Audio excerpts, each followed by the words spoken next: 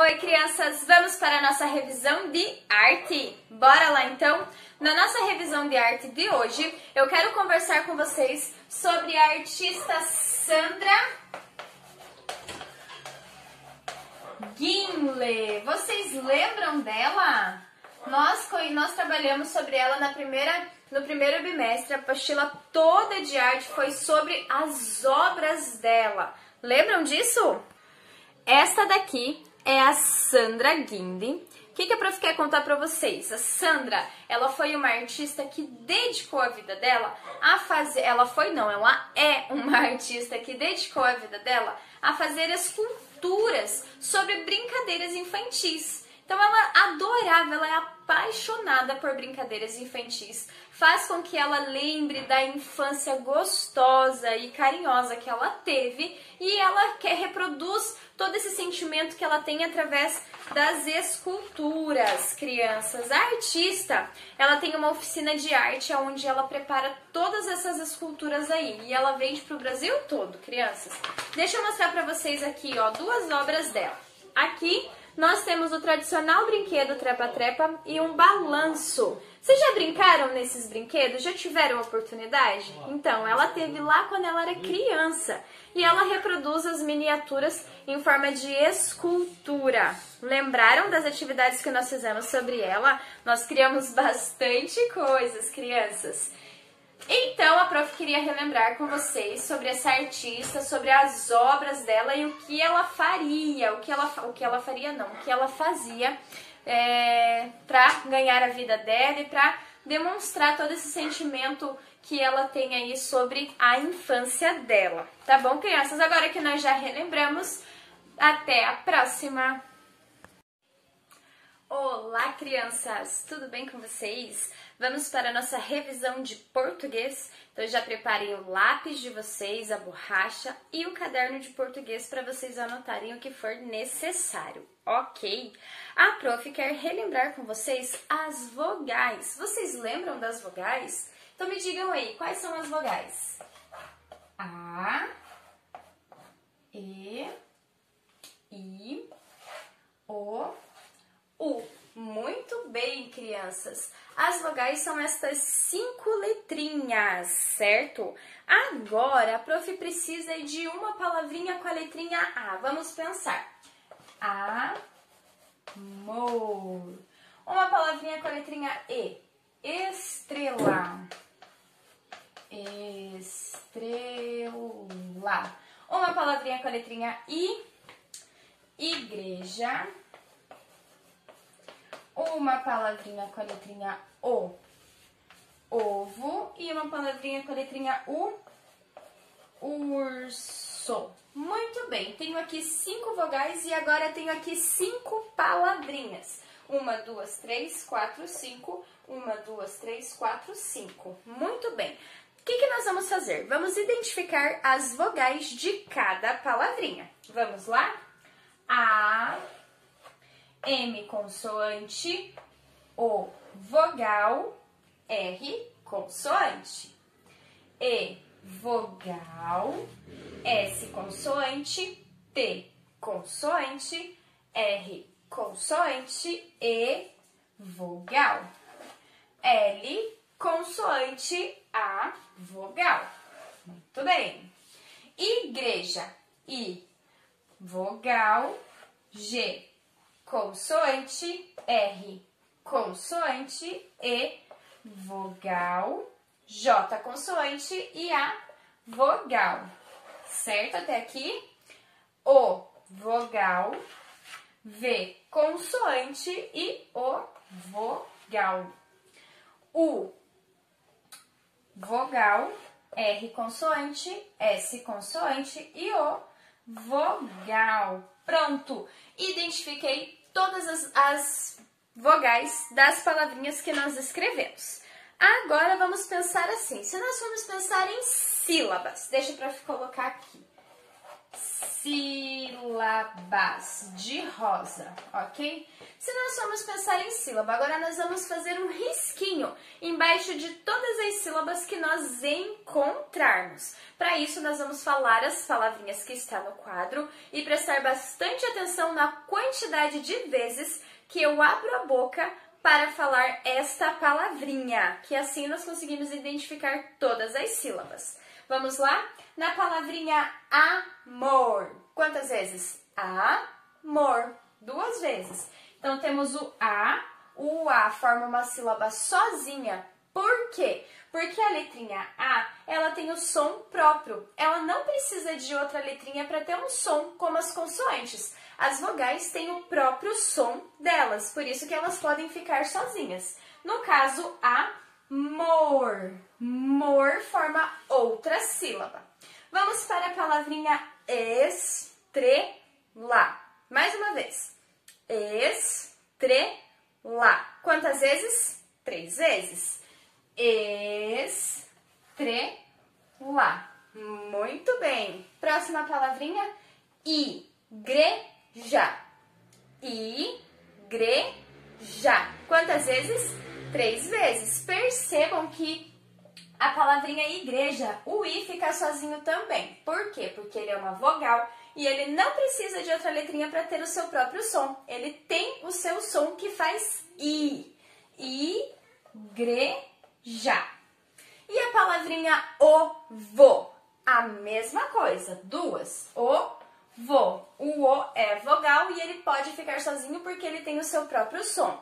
O. E último nós temos urso. Urso. Quantas? 2 vezes abri minha boquinha para falar. Primeira, urso. Certo, crianças? Já identificamos as vogais, já identificamos as consoantes que nós não circulamos e as sílabas de todas essas palavrinhas aqui. Agora, vocês viram que a prof deixou aqui destacadinho, né? A palavra sílaba. O que vocês vão ter que fazer com essa palavra aqui, ó? Sílaba. Coloquei base, mas eu vou deixar para vocês sílaba. Por quê? Porque vocês terão o desafio de formar uma frase usando a palavra sílaba. Deixa eu colocar aqui embaixo para vocês assim, ó. Vou colocar aqui frase para vocês não esquecerem, ok? Então, quem conseguir, dá uma pausadinha no vídeo agora e escreve a sua frase aí no caderno de português. Mas nessa frase tem que ter a palavra sílaba, certo? A prof deixou aqui no quadro a primeira estrofe de um poema que nós aprendemos lá no primeiro bimestre, crianças. Lembram do poema da Filomena? A prof vai ler, acompanhe aí comigo. Aqui nós temos fafá, fefé, fifi, fofó, fufu. E no fim da fila, se é que fila de formiga tem fim, minha amiga, a formiga Filomena. A primeira estrofe é só a primeira parte desse poema, porque não cabe todo aqui no quadro da prof, que é pequenininho. E bem esmagadinho aqui de verde, a prof colocou o nome do autor, que é o José de Nicola. Lembram? Se vocês forem dar uma olhadinha na apostila lá do primeiro bimestre, vocês vão encontrar o poema todinho. Ele é bem engraçadinho. Crianças, o que a prof quer trabalhar com vocês aqui nesse poema? Poema, ele tem estrofes, que é um conjunto de versos. E os versos são as linhas do poema, que nós não podemos chamar de linha. Nós chamamos de verso e o conjunto desses versos são estrofes, ok?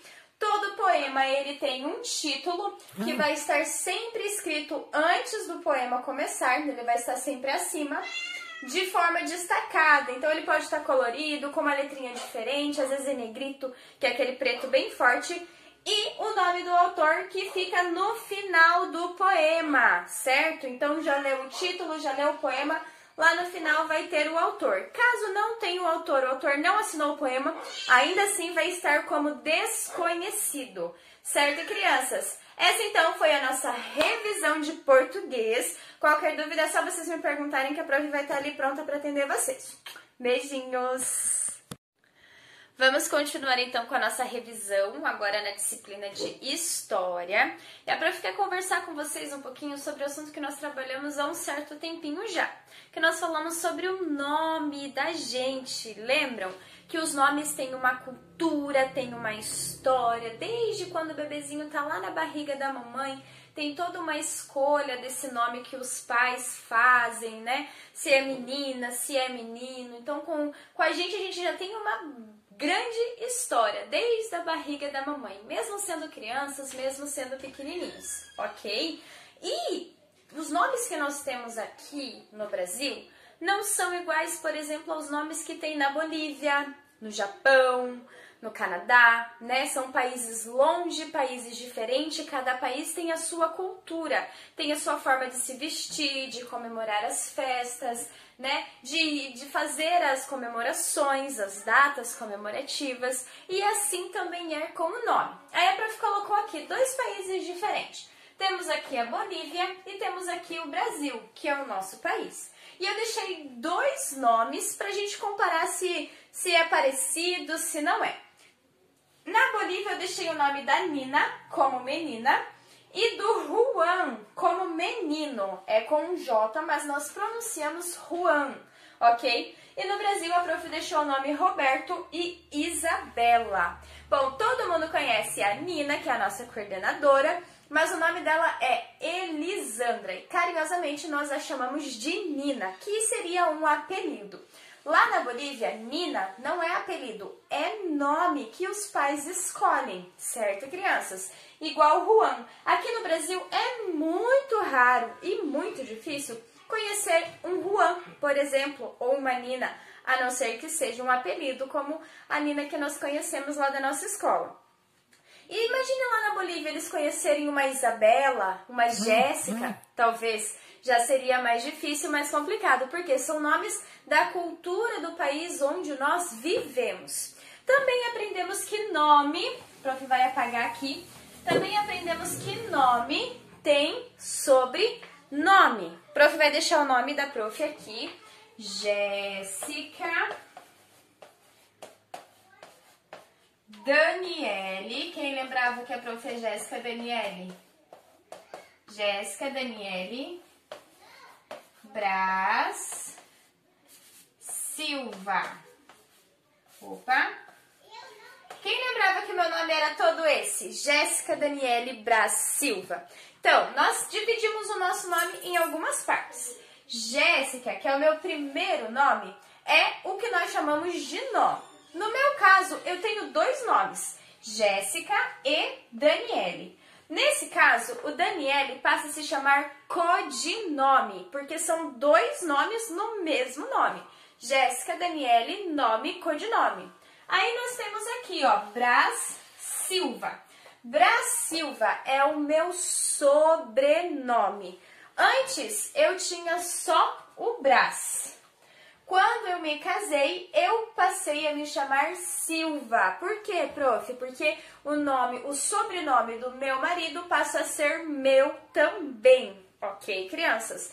Então, Braz Silva é o meu sobrenome. Assim como a prof, vocês também têm nome e sobrenome. O codinome não são todas as crianças que têm, não são todas as pessoas que têm. Por exemplo, aqui na minha casa, a Heloíse não tem codinome e o Joaquim tem. A minha filha Heloíse é só Heloíse, Heloíse Braz da Silva. Já pegou o nome e o sobrenome. O Joaquim já tem nome e codinome, é Joaquim Rafael Braz da Silva. Então, ele pegou nome, codinome e sobrenome da mamãe e do papai, igual a Elô também, sobrenome da mamãe e do papai. Certo, crianças? Lembraram de quando nós trabalhamos sobre o nosso nome? Agora a prof quer lembrar com vocês sobre as pessoas que fazem parte da nossa família. Nós tivemos uma atividade bem legal que nós fizemos sobre a árvore genealógica. Vocês lembram dela? Que através da nossa árvore genealógica nós conseguimos identificar que a partir de nós tem a mamãe, o papai, a vovó e o vovô do lado do papai, que são os avós paternos, a vovó e o vovô do lado da mamãe, que são os avós maternos. A partir daí tem primo, prima, que são os filhos dos tios, das tias. E por aí a nossa árvore vai crescendo, vai se desenvolvendo. Lembraram? Muito legal trabalhar sobre a família, não é mesmo? E agora, para finalizar, eu quero lembrar vocês sobre os períodos do dia. Lembram que nós podemos dividir os períodos do dia em 3 partes? Deixa a Prof anotar aqui. Períodos do dia. São 3 partes. Quando o sol está aparecendo e a noite está acabando, nós chamamos de manhã. Manhã. E quando o sol está brilhando bem forte lá no céu e já é hora do almoço, ou às vezes o almoço já almoçamos e já estamos passando para o período da tarde. Muito bem. A tarde já está acabando, o sol está indo embora, a lua está aparecendo no céu. Nós chamamos de noite. Muito bem, noite. Esses são os 3 períodos do dia: manhã, tarde e noite. O que vocês costumam fazer de manhã? O que vocês costumam fazer à tarde e à noite? Cada família tem uma rotina, cada criança faz alguma coisa de manhã, de tarde ou à noite, certo, crianças? Então, essa foi a nossa revisão de história. Qualquer dúvida vocês podem me perguntar, a Prof está aqui para ajudar vocês, ok? Já volto com a nossa revisão de geografia. Na nossa revisão de geografia, eu quero lembrar vocês sobre um assunto que nós já trabalhamos há um certo tempinho e nós vemos revisando ele em algumas atividadezinhas lá que a apostila nos propõe. Vocês lembram quando nós trabalhamos sobre direito e sobre esquerdo, sobre os lados do nosso corpo? A Prof vai ficar bem aqui de frente, vai apagar um pouquinho ali, mas vocês conseguem identificar. Todos nós temos o lado direito do corpo e o lado esquerdo do corpo. Mas, para identificar esses lados, depende do ponto de vista que nós estamos olhando. Aí na telinha de vocês, o meu lado direito, quando eu estou de frente para vocês, é este daqui, ó. Bem corretinho, bem de acordo com o que eu coloquei no quadro. E o meu lado esquerdo é este daqui. Se eu me virar de costas para vocês, o meu lado direito muda. E o meu lado esquerdo também muda, certo? Então, depende do ponto de vista. Se eu estiver de costas, vai estar trocado. E se eu estiver de frente para vocês, vai estar certinho aqui, como eu coloquei no quadro. Lembraram? Lado direito é o meu lado que eu escrevo, é o meu lado que eu tenho mais habilidade. E o meu lado esquerdo, eu não tenho tanta habilidade assim. Como eu tenho maior habilidade do meu lado direito, como eu tenho maior habilidade do lado direito do meu corpo, eles denominam como pessoa destra.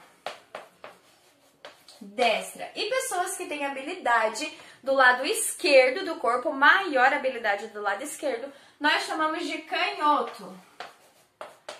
Canhota, são pessoas canhotas. Existem alguns amiguinhos da nossa turminha, do primeiro ano A e do primeiro ano B, que são canhoto. Eu lembro da Lara, eu não me lembro agora do outro amigo, mas eu sei que tem um amiguinho e uma amiguinha que também é canhoto. Ok, crianças? Canhoto, habilidade esquerda do corpo, destro, habilidade do lado direito. O que vocês vão fazer de atividade? Vão fazer essa tabelinha aí no caderno de vocês, pode ser no caderno de geografia mesmo, e vocês vão ficar posicionados igual eu estou aqui, certo? Vocês vão aí da casa de vocês olhar e vão identificar o que vocês têm aí na casa de vocês do lado direito. No meu caso, do meu lado direito aqui, eu tenho o guarda-roupa dos meus filhos. Aí vocês vão escrever lá do lado direito, destro, o que vocês estão vendo na casa de vocês do lado direito. vão olhar depois para o lado esquerdo e vão identificar o que vocês estão vendo. No caso aqui, eu estou vendo o berço do meu filho, do lado esquerdo, certo? Vocês vão identificar na casa de vocês o que está do lado esquerdo e vão escrever lá abaixo na tabelinha, ok? Em geografia também aprendemos sobre poluição e sobre despoluição dos rios. Lembram que nós estávamos conversando sobre as transformações que ocorrem, que muitas são ocorridas pela natureza, mas a maioria delas ocorrem pela ação humana, ou seja, que as pessoas fazem a transformação? Então, crianças, a poluição é uma transformação ruim que as pessoas fazem. Mas, em contrapartida, existe um processo de despoluição, que é uma transformação humana positiva. Então, as pessoas acabam poluindo, jogam lixo inadequadamente e o lixo sempre acaba parando onde? Nos rios, no mar, muitas vezes. Isso não é legal, não é mesmo? Então, lá fica tudo sujo, cheirando mal, feio, porque um lugar poluído é feio. Um rio poluído é feio, mata todos os peixinhos, toda a vida que poderia existir naquele rio, naquela água, naquele lago. Ok, crianças? Então, a despoluição é um processo que reverte tudo isso, né? Então, as pessoas vão lá, limpam, usam produtos nocivos, ou seja, produtos que não matam a vegetação, que não matam e não prejudicam as pessoas, né? Mas que vão acabar ajudando a limpar aquele lugar ali. Afinal, é tão lindo olhar um rio, olhar, né, um lago que esteja ali limpinho. A prof deixou aqui poluição e despoluição e um quadrinho do lado. O que vocês vão fazer? Vocês vão fazer um desenho, não precisa ser muito grande, ok? Pode ser pequeno, organizem aí no caderno de vocês como ficar melhor. Poluição, vocês vão fazer um rio poluído, e despoluição, o mesmo rio, só que dessa vez já transformado pelo processo de despoluição, certo, crianças?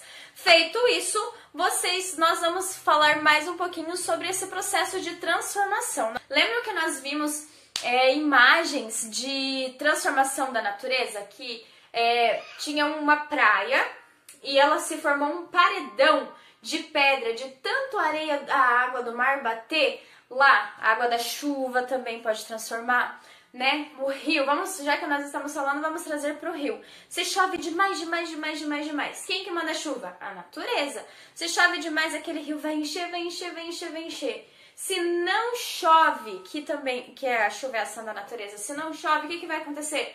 Vai causar seca, vai faltar água até na nossa casa, né? Então a chuva é importante, é uma transformação da natureza. É o assunto que eu queria trazer para vocês sobre geografia. Dúvidas é só me perguntar, para eu estar aqui para ajudar vocês. Já volto com a nossa revisão de ciências. Olá, crianças! Preparadinhos para a nossa revisão de ciências? Então vamos lá! A prof deixou aqui dois assuntos, plantas e aves. Primeiro, eu quero conversar com vocês sobre as plantas. Vocês lembram de qual é o processo para o desenvolvimento de uma planta? Lá no primeiro bimestre, nós conhecemos que as plantas, elas são uma sementinha e dentro de cada sementinha tem um embrião, que é a partir dali que essa planta vai começar a nascer, que ela cresce primeiro para baixo, que são as raízes, depois ela vira um brotinho. Lembraram? Como é que eu faço para que nasça uma planta? Eu preciso da semente. Então, eu pego a sementinha, coloco ela para descansar ali na terra, coloco ela para dormir, vamos pensar assim, e ela tá aqui descansando. O brotinho que fica aqui na plantinha, parece um feijãozinho, né? O brotinho que fica ali na plantinha, ele começa a acordar. E daí ele vai se espreguiçando,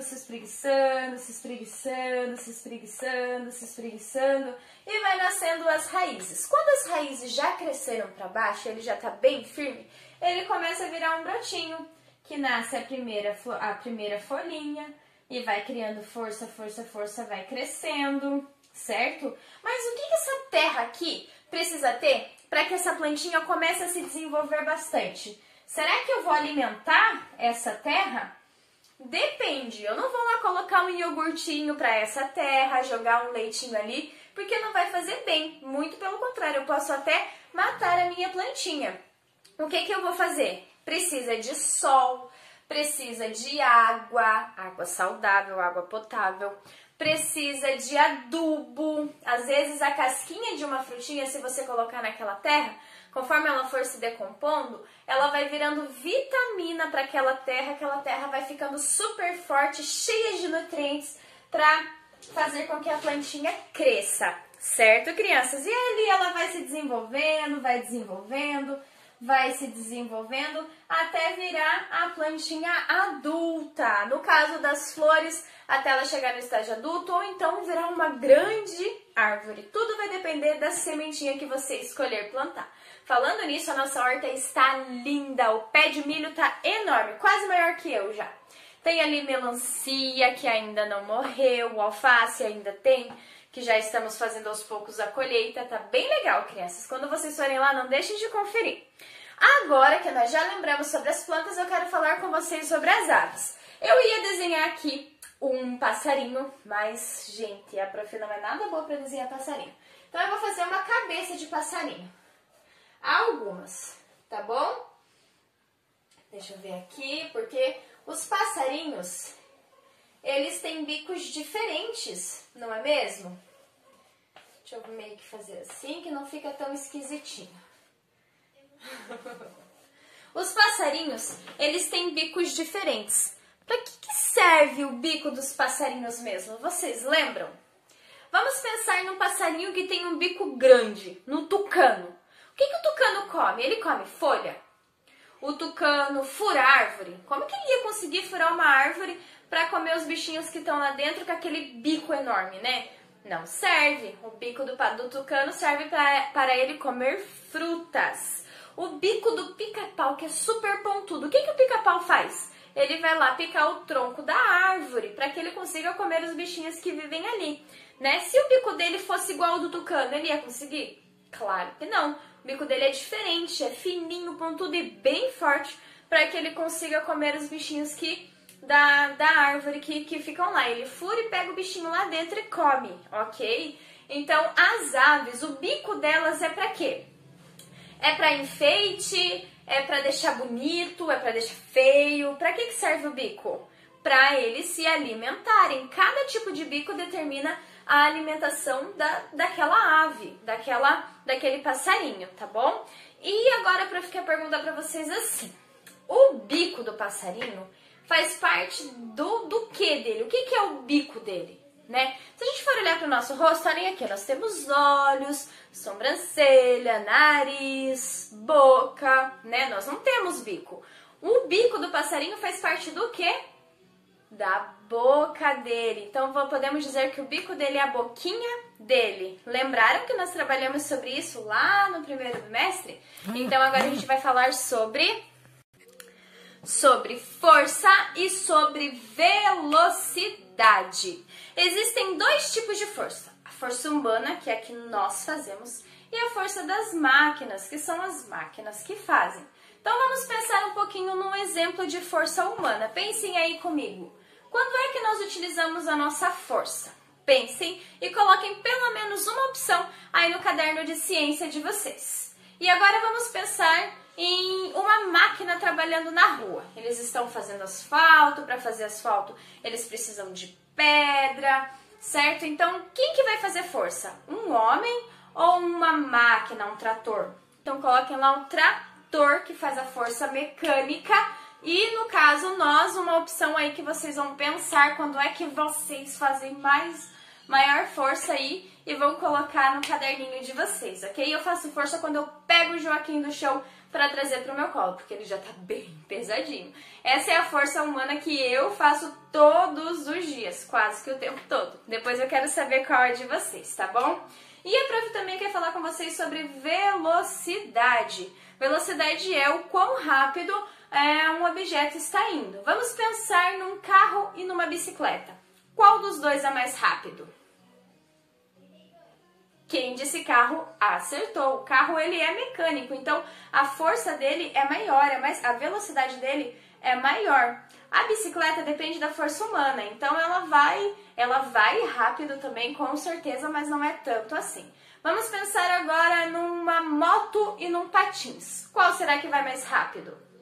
A moto, com certeza. O patins ele vai rápido também, mas como a prof já disse, depende da força humana e a moto é uma força mecânica, então a moto com certeza vai mais rápido. Lembraram de quando nós trabalhamos sobre isso? Muito bem, crianças. Então, agora que nós já lembramos, podemos finalizar que a prof já volta com a revisão de matemática. Oi, crianças! Vamos começar então com a nossa revisão de matemática. A prof quer trazer um assunto que nós revimos lá no primeiro bimestre e nós constantemente estamos vendo também aqui nas aulinhas que a prof vem aplicando para vocês, que é sobre quantidade. Vocês lembram dessa palavrinha? O que ela significa? Muito bem. Então, a prof deixou aqui 2 desenhos. Eu tenho aqui um conjunto de corações e um conjunto de estrelas. Olhando para essa atividadezinha aqui, qual dos objetos ali no quadro eu tenho mais? Eu tenho mais coração ou eu tenho mais estrela? Olhando assim, sem contar. Visivelmente, eu tenho mais corações. Vamos contar agora para a gente ter certeza se tá certo? Vamos lá, então.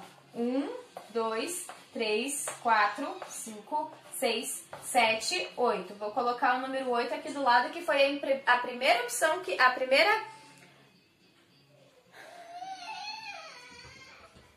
a primeira informação que eu colhi. Agora aqui, estrela. 1, 2, 3, 4, 5, 6. 6 estrelas. Então, obviamente, eu tenho mais corações. Agora, se eu pensar assim, se eu colocar eles, estão todos bagunçadinhos. O que eu posso fazer para deixar eles em ordem, de forma que eu consiga visualizar e identificar melhor? Como é que eu posso fazer? Eu vou deixar um quadro aqui e um quadro aqui, ok?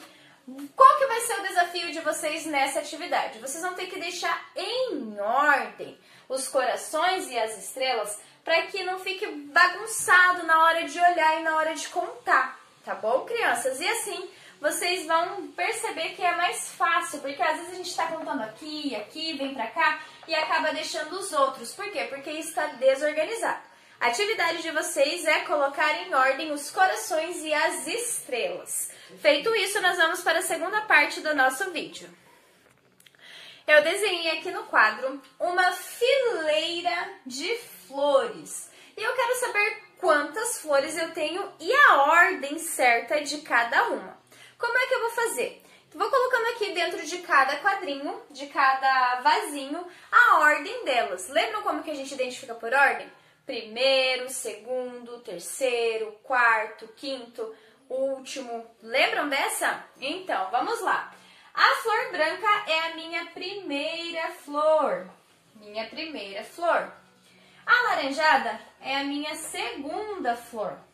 A verde é a minha terceira. A amarela é a minha quarta flor. E a rosa é a minha quinta e última flor. Então, já descobri que eu tenho uma fileira de 5 flores. A branca é a primeira e a rosa é a última. Se eu perguntar para vocês qual que é a terceira flor da nossa ordem aqui, qual que é? A laranja, a verde ou a amarela? A verde, é só identificar lá. Quando vocês fazem o registro, igual a prof fez aqui com vocês, de primeiro, segundo, terceiro, quarto, quinto, quantas tiverem ali, é mais fácil identificar qual que é a primeira, qual que é a última e qual ali que está entre o meio, certo, crianças? Bom, essa foi então a nossa revisão de matemática sobre esses assuntos que a prof queria falar com vocês. Estudem, crianças, revisem e se preparem para a avaliaçãozinha de vocês. Não precisam ficar preocupados, meu Deus, prof, é prova, é avaliação. Façam com capricho, com bastante atenção, com cuidado, não fiquem rabiscando, apagando, tá bom? Façam bem bonitinho e coloquem aí o tic-tac para funcionar, que eu tenho certeza que vocês vão mandar super bem na avaliação de vocês, tá bom, crianças? Dúvidas? Só me perguntar, a prof tá aqui para ajudar vocês. Beijo e até a próxima!